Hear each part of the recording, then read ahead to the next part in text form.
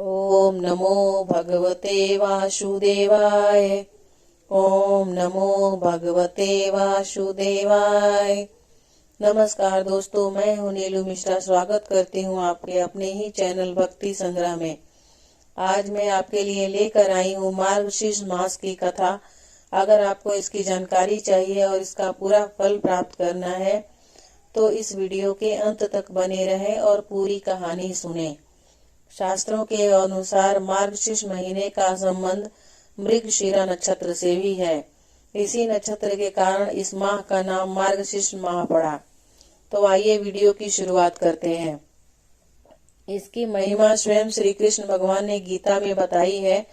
गीता के 10वें अध्याय के 35वें श्लोक में भगवान श्री कृष्ण ने कहा है, गायन करने योग्य श्रुतियों में मैं बृहत साम और छंदों में मैं गायत्री छंद हूँ तथा महीनों में मार्गशीर्ष और ऋतुओं में बसंत हूँ।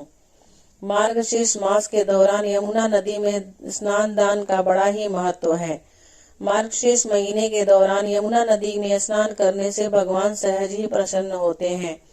अतः जो लोग जीवन में भगवान का आशीर्वाद बनाए रखना चाहते हैं और हर संकट से छुटकारा पाना चाहते हैं, उन्हें मार्गशीर्ष के दौरान कम से कम एक बार यमुना नदी में स्नान करने अवश्य जाना चाहिए।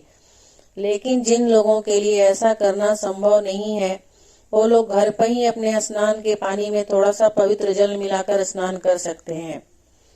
तो आइए दोस्तों, हम मार्गशीर्ष महीने की कथा की शुरुआत करते हैं। एक बार की बात है कि यशोदा मैया प्रभु श्री कृष्ण के उलाहनों से तंग आ गई और छड़ी लेकर श्री कृष्ण की ओर दौड़ी।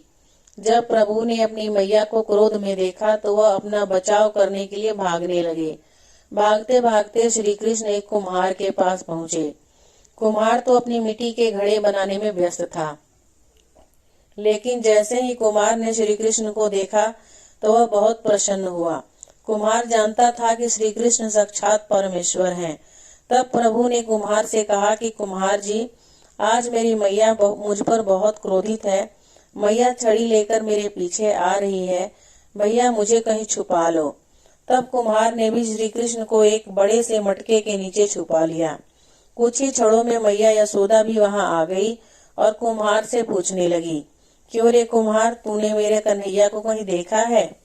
कुम्हार ने कह दिया, नहीं मैया, मैंने कन्हैया को नहीं देखा। श्री कृष्ण यह सब बातें बड़े से घड़े के नीचे छुपकर सुन रहे थे। मैया तो वहां से चली गई।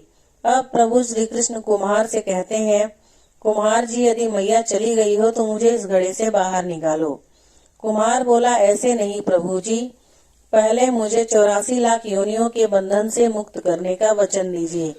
भगवान मुस्कुराए और कहा, ठीक है, मैं तुम्हें 84 लाख योनियों से मुक्त करने का वचन देता हूँ। अब तो मुझे बाहर निकाल दो। कुम्हार कहने लगा, मुझे अकेले नहीं प्रभु जी, मेरे परिवार के सभी लोगों को भी 84 लाख योनियों के बंधन से मुक्त करने का वचन दोगे तो मैं आपके इस घड़े से बाहर निकालूंगा। प्रभु जी कहते हैं, चलो ठीक है, उनको भी 84 लाख योनियों के बंधन से मुक्त होने का मैं वचन देता हूँ। अब तो मुझे घड़े से बाहर निकाल दो। अब कुम्हार कहता है, बस प्रभु जी, एक विनती और है, उसे भी पूरा करने का वचन दे दो तो मैं आपको घड़े से बाहर निकाल दूंगा। भगवान बोले, वो भी बता दो, क्या कहना चाहते हो? कुम्हार कहने लगा, प्रभु जी, जिस घड़े के नीचे आप छुपे हैं उसकी मिट्टी मेरे बैलों के ऊपर लाद के लाई गई है। मेरे इन बैलों को भी 84 के बंधन से मुक्त करने का वचन दीजिए। भगवान ने कुम्हार के प्रेम पर प्रसन्न होकर उन बैलों को भी 84 के बंधन से मुक्त होने का वचन दिया। प्रभु बोले, अब तो तुम्हारी सब इच्छा पूरी हो गई है, अब तो मुझे घड़े से बाहर निकाल दो। तब कुम्हार कहता है कि अभी नहीं भगवान, बस एक अंतिम इच्छा और है, उसे भी पूरा कर दीजिए। और वह यह है, जो भी प्राणी हम दोनों के बीच के इस संवाद को सुनेगा उसे भी आप 84 लाख योनियों के बंधन से मुक्त करोगे। बस यह वचन दे दो तो मैं आपको इस घड़े से बाहर निकाल दूंगा। कुम्हार की प्रेम भरी बातों को सुनकर प्रभु श्री कृष्ण बहुत खुश हुए और कुम्हार की इस इच्छा को भी पूरी करने का वचन दिया। फिर कुम्हार ने बाल श्री कृष्ण को घड़े से बाहर निकाल दिया। उनके चरणों में साष्टांग प्रणाम किया।